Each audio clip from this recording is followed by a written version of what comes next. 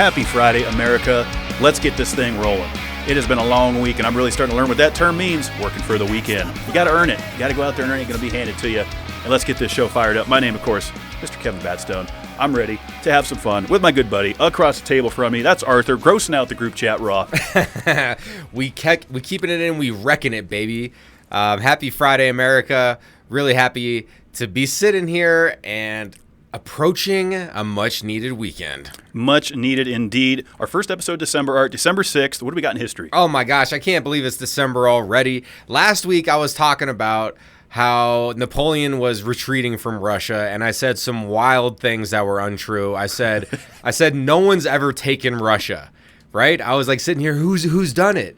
Well, when I was looking at history this week, I quickly realized that the Mongols actually did take over Moscow at one point in the past and apparently controlled it for like 200 years or something like that. You really jacked this up last week. I really jacked it up. Okay. So as an accountable person, I'm being honest here, and I'm letting the listeners know that Russia has been taken, and I think it was only taken by the Mongols. I don't know if anybody else has. I'm not going to say nobody else hasn't. Either way, what happened to spur this? Today in history, December 6th, in 1240, so going way back there, Mongols led by Batu Khan occupied and destroyed Kyiv after an 8-day siege. Now, this is crazy. Out of 50,000 people in Kyiv at that time, in the city, only 2,000 survived. Damn. So that was like a brutal That's siege. a major takedown. And, you know, Kyiv is in Ukraine, and that's what got me down the rabbit hole. That's so close did they ever take Moscow. And now we know. Now we know. That they did. So, do you want to know when the first international football game was played in the United States? It must have been 1873. That's right, 1873. Yale versus Eton, and Eton was England. Yale wins. That's what's up. Go USA, baby. Hell yeah, New England, baby. 1877, Washington Post publishes its very first edition on December 6th. You know we got some nuke news on this bad boy. 1984, which European power made one blow? I know you can see the script, but for our watchers and viewers out there, if you guessed France, you guessed correctly. They performed a nuclear test on this day. And then this one was too juicy to miss. 1989, Mafia drug kingpin bombs security forces at Bogota in Colombia, and that kills 52 people. Damn. And then we also believe that the person that was recently hit in New York was Mafia related as well, just a couple days ago. A lot of people got taken out on this day in history. Yep. Yeah, a lot of people got taken out on this day in history. And I'll tell you what, I'm going to keep moving. Speaking of taking people out, maybe you want to smell good. You know, maybe you're getting ready for a date and you want to put on some cologne. Well, Miller High Life has you covered, apparently. And that's only if you want to smell like a dive bar. Who would want to smell like a dive bar, Art? I really don't know. But here's the deal. As of the 4th, so 2 days ago, yesterday and today, exclusive opportunity to go online and buy this cologne. Okay. Miller High Life, they're selling it at $60 a bottle, and you can smell like a dive bar. So what does that mean exactly? Stale beer lines, snacks, you know, the smell of Do they describe the smell of it? Yeah, I mean, they're basically, you know, what you would capture in the smell of a dive bar. To me, that's what the aroma is going to be like. Yeah. I remember when Sunoco did something like this. Stiff leather jackets. Yeah, stiff leather, probably smoke. Yeah. The excess of cigarette smoke on individuals. I don't know why people would want to smell like this, but I remember when Sunoco did a very similar thing. They put out a racing fuel cologne, but you had to get into a lottery to get it. I didn't get it. I'm not going to be throwing my hat in the ring for this. Not something I'd be interested in, but I'm curious to see what kind of market Miller High Life is trying to market the smell of a dirty dive bar. I know exactly who they're trying to. Okay? So they're targeting the late teens, early 20s, before they're 21, like kids, basically, that are drinking that can't go to bars. I just want to smell like them? Yeah. But they don't even know what they smell like. Exactly. So they're just going off of Miller High Life's word, like this is what it smells like. Yeah, and who would want to buy a cologne that's made by a beer company? I mean, do you remember when Gwyneth Paltrow made a candle that smelled like vagina? No. And apparently dominated the market? I'm curious. What happened to that candle? I never got a nose on it, but I'd be curious to see what that all turned out about. I am also curious about the vagina candle. Not sure if they're still in production or not, but you can fact check me on that. Gwyneth Paltrow did have a vagina scented candle. I think I remember hearing about that. We might have talked about it one time on DCPC. You know, what is life if it isn't a bunch of smells? It's a bunch of smells, and it's a bunch of wild things happening. We got 20-year-olds out there hiking. What's going on, Art? You know, this guy was experiencing a lot of smells out there. So we had a lad from British Columbia that had a planned 10-day fishing / camping venture. Sam Benestick, yes. Mr. Sam was scheduled to be out there October 7th until the 17th. So he had all the hatchet stuff. He was prepared, you know, had peanut butter, like some rations and everything. So apparently he did not return on the 17th. He was lost in nature for 50 days. Search and rescue was deployed? Yep. Police were looking for him. People were looking for him. He ends up getting recovered, and he like, there's this whole story here about how he was all in these different areas and how he camped in different areas and how he was trying to like find his way back, and then eventually found like some ATV tracks where a bunch of people snowmobile and stuff. Dude, look, it got to negative 20 degrees Celsius. That's out there. Extremely cold. Yes, so that's like, you know, in your 14 degrees Fahrenheit, somewhere in there. Like, it's definitely chilly. He ends up getting found, and they were so surprised to find him because he was the only hiker up there. Like, there's nobody else just on foot. They're all in vehicles. You ever see that show, I Shouldn't Be Alive? Mm-hmm. Kind of seems like a fitting story. Yeah, definitely. After he got interviewed in the hospital, which he did get released, he's absolutely okay. Quote unquote, he complained that he didn't even catch one fish in 50 days. Yeah, so how the hell did he survive? Well, he had the peanut butter, and he had like other things to get off of. But like, I thought that is kind of funny. They should make a movie about this guy. He's like sitting there, thumbs up in the hospital bed with like his eyes covered. He probably got like snow blindness or something. Probably. And he was just up there making jokes after this ordeal, talking about, man, I still couldn't even catch a fish, even though I was up there for 50 days. Wow. What a story, though, huh? Yeah, so that's pretty crazy. I feel like this is going to inspire a film. It's, you know, like 127 hours. I mean, there's a lot of good story ideas out there, and like we've even came up with some unique ones on this program. I forget which episode we were talking about that. But like Hollywood, y'all should be tuning in to Happy Friday. We got some banger of ideas over here. We do. And I'll tell you what. You got a lot of things banging off. A lot of things are banging off, baby. It's December. So what I'll tell you is this. It's time for my random records, and we have two this week. I'm starting beefing this thing up a little bit. Okay, so we actually have records. We have Kev's random records. Not Kev's random record. Not Kev's random record. Okay, we got a record year. We're having a record year. And so I'll start with this one. So our good buddy David Rush, of course, we just spoke with him a few weeks ago. Still encourage the viewers, if you haven't yet, go back and watch that episode. So David set the record for consuming lime juice and lemon juice, a liter of each, in a record amount of time through a straw. Okay?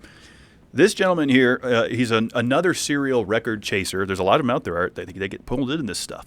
This guy, Andrew Otarf, he's 30 years old. He holds 150 records, so he's not far behind our boy. Okay. No, that's not too far. He went out there and raised the stakes. Okay, he came in, so he had to do both lemon and lime juice. He did the first liter of lime juice in 13.3 seconds, beaten Rush by 0.2. And he did the second one at about the same, 13.51 seconds. So with a combined speed, under 30 seconds, a liter lime juice, liter lemon juice. Just incredible.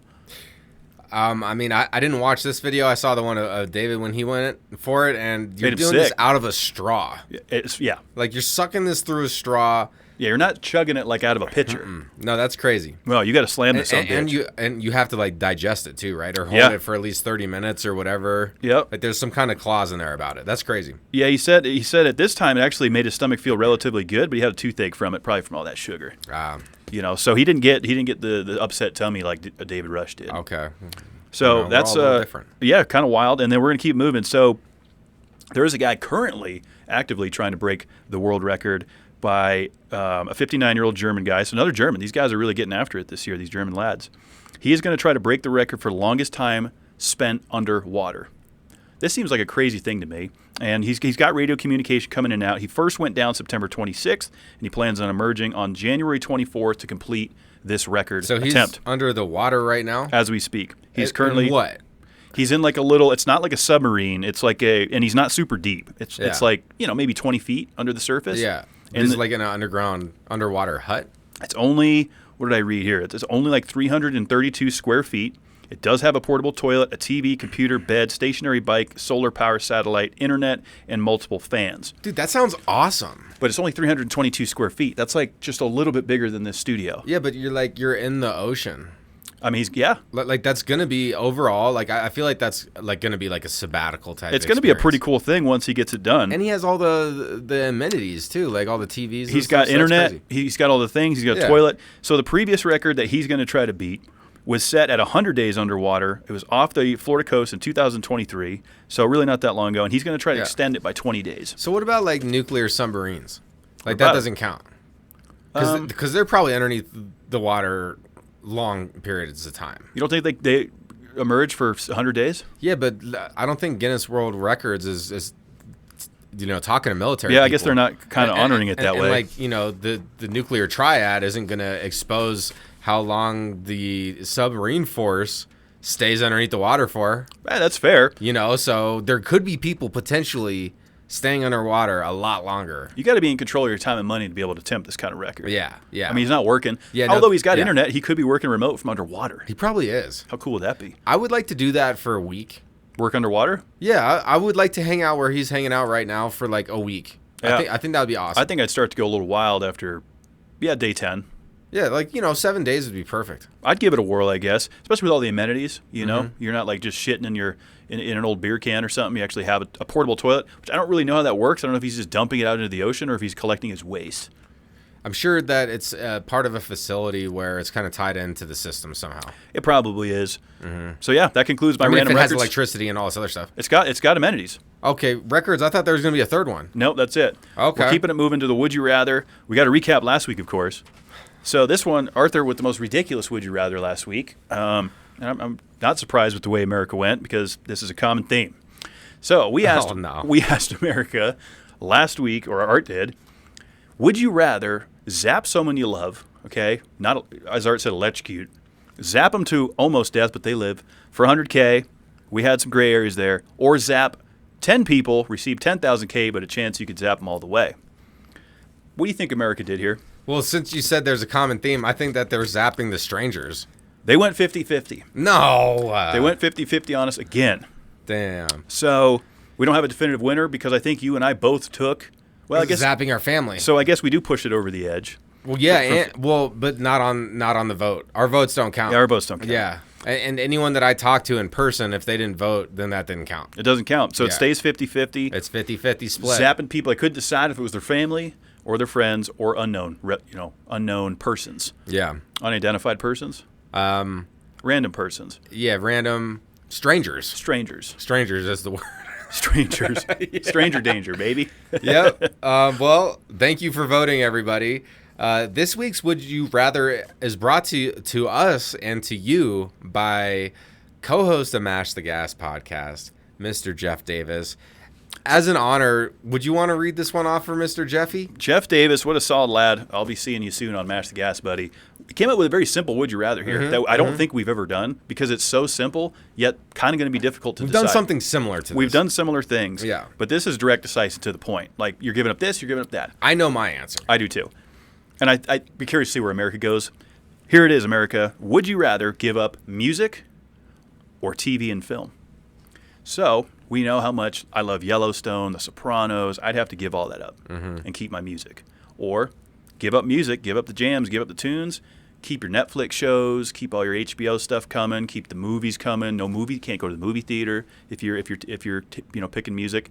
So which way you going, Art? I'm gonna continue to listen to music, and I'm gonna go to shows, concerts. I'm gonna remove the possibility of ever watching a TV ad ever again. I can get behind that.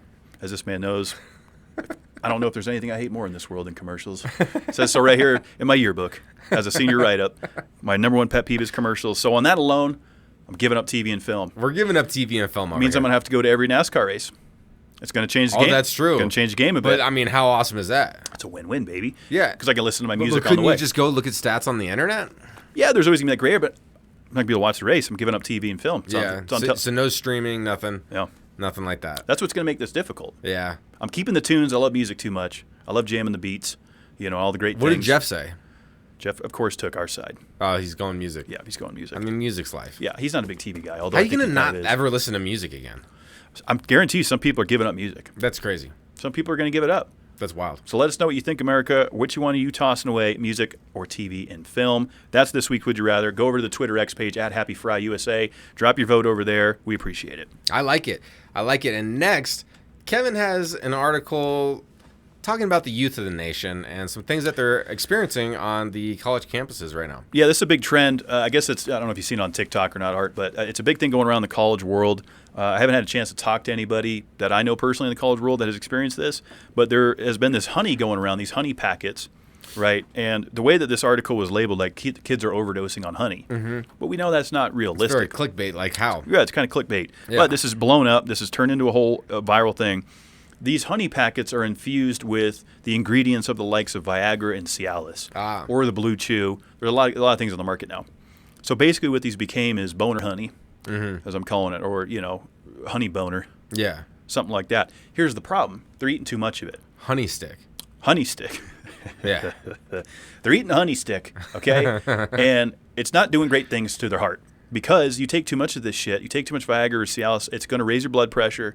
Yeah. And it's putting these kids in the emergency room. It's no good because they think they're just having a sweet treat. A lot of these kids don't even realize what the hell's in it. Really? It doesn't say on the packaging? It's just, college kids are, I'll fucking try anything. It's going to help you in bed. Don't worry Let me about have it. a couple more of those. It's like this robust honey. We're not going to worry about the fucking ingredients. Yeah. Just eat the shit.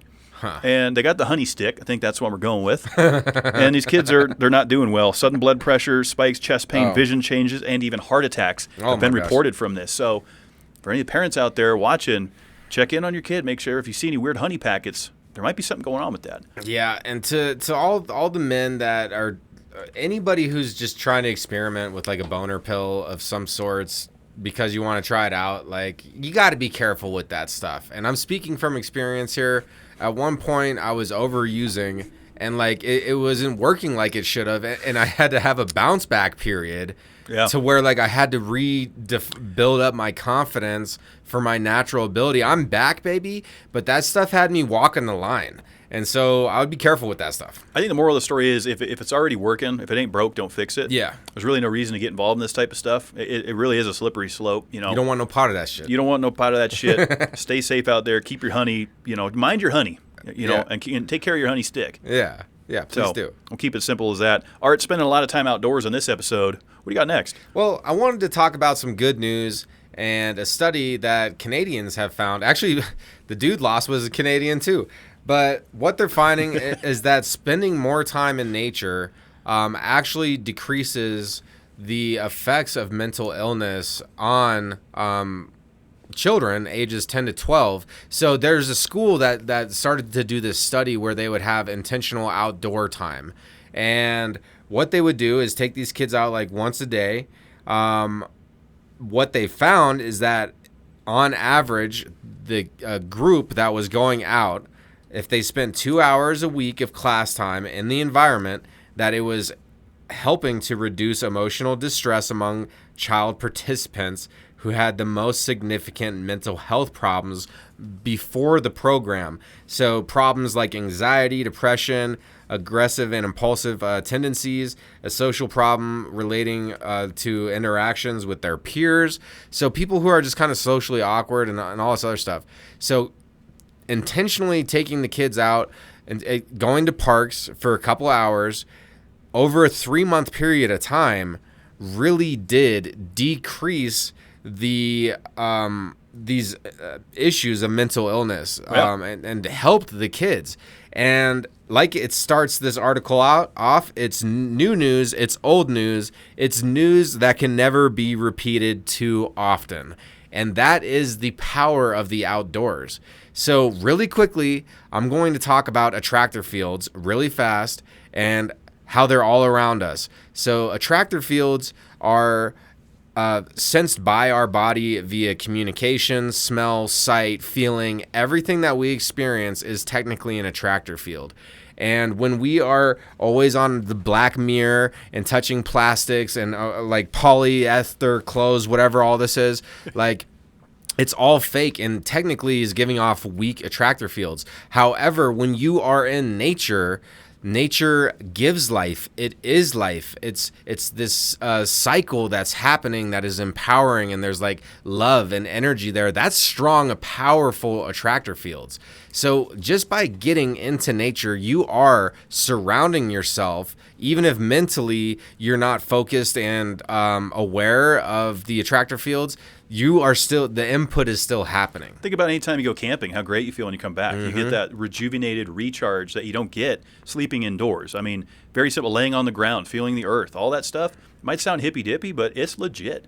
I love being outdoors. It's proven. And think about it. When we were kids, we were out playing in the dirt, kicking up some mud. Some of the best times. Yeah, riding our bikes. You know, so kids are indoors a lot now, and they're with their cushy, devices and their gaming platforms. And I know we sound like old farts when we say this, but we also had gaming platforms growing up. We just were able to manage that time of being outdoors, coming inside, doing all those things. I think this is a fantastic article, and should show parents, let's get these kids outside. It really does reap some amazing, most important first, physical health, but also mental health benefits.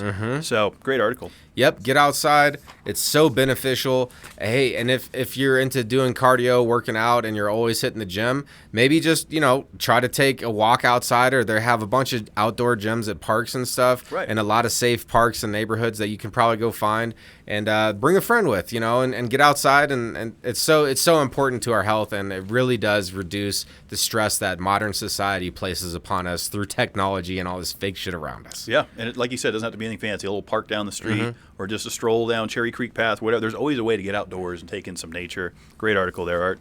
Yeah, I had to do that one. I like it. All right, so, I like traveling. I like being outdoors. I like being on the move. This is a cool list. This is a pretty fun article. I basically am just going to list through what this is. So 2024's most visited cities. So this is based off travel data, flight data, hotel reservations, all those things combined. Okay. You have it in front of you. I was going to say take a guess at what number one was going to be. Was it Istanbul? Yes. Okay. I looked away for half a second. I wouldn't have guessed that. I wouldn't have guessed that as being number one. So the number one most visited city of 2024. Thus far, it could change. I mean, there's still 3 weeks left. People are traveling for the holiday. Yeah, this is probably the busiest time for travel right now, actually. A lot of people, I was reading like 17.3 million in tourism have come through Istanbul. So they're taking number one. The second one doesn't really surprise me. London. Art, you traveled through London this year, so that counts. I was just in the airport. Doesn't matter. You passed through London. That doesn't count to me. It's a visit to the city. I mean, I saw the double-deck busters out the window and double-deck busters? Yeah. it was cool, but like I didn't check out London. I was just at the airport. That doesn't count. It does count. You were in the city limits of London. You saw the double-deck busters. I don't think it counts. You visited London. Okay. Plain and simple. All right, moving on. Number 3. This one's on my list. Dubai. Dubai is a cool city. They have amazing buildings, and they do racing there with F1, which is kind of cool. That is cool. So I wasn't surprised with that. Number 4, Paris. Okay. Also not super shocking. Huge travel destination. I think always has been, always will. You got the Eiffel Tower and other things. Tokyo. I know our good buddy Josh pretty much wants to move there. Coming in at number 5. Number 6, we got Bangkok. That would be fun. That'd be a fun city to visit and go have some amazing cuisine over there.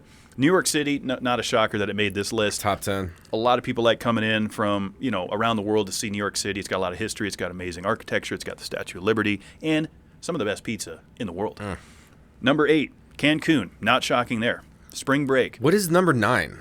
What is this place? Well, I wasn't done with Cancun, but yeah, Cancun, your beach destination, spring break, you're getting down there having fun. And then Antalya is in Turkey. Antalya. Yeah, Antalya is in Turkey. Okay. According to my research, that's where it is. And it's a nice travel destination. It's on the water. It's got nice buildings. It's got apparently a nice place to visit. And then Hong Kong coming in at number 10. Okay. To round out the most visited cities of 2024. Kind of an interesting article, I thought. That is a fun one. I probably said this on one of the other shows at some point, but I'm so grateful for all the time I got to travel in 2024 since we're getting close to rounding out this year. And I didn't go to any of these cities. Well, you did go to London on your way to Sweden. So, listeners, what do you think? If you travel and you just stop at that airport, is that visiting the city? You were in the city. You were in the city limits. I don't think I visited London just because I was in the airport. If you're taking a road trip and you're driving through... But we're not talking about a road trip. Just saying, if you drive through a city, does that count? You're just passing through? Is that a visit to the city? No. It isn't? No. Because I've driven through Vegas 3 times, and I've never been to Vegas. You have, though. You've driven through it 3 No, times. but I've never, been there. I've never stopped and stayed. He's been to Vegas, folks. I've been to Vegas, too. I drove through it.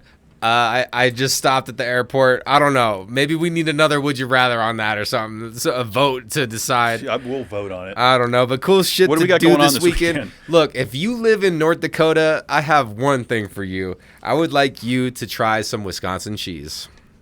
Very interesting request. Some other things you can do this weekend: dilly-dally, fiddle-faddle, fuck around. It's fun to dilly-dally. It just did bebop. Yeah. I'm saying no this weekend. Okay. See, that's a dilly-dally. So I'm saying no this weekend, and I'm sleeping in.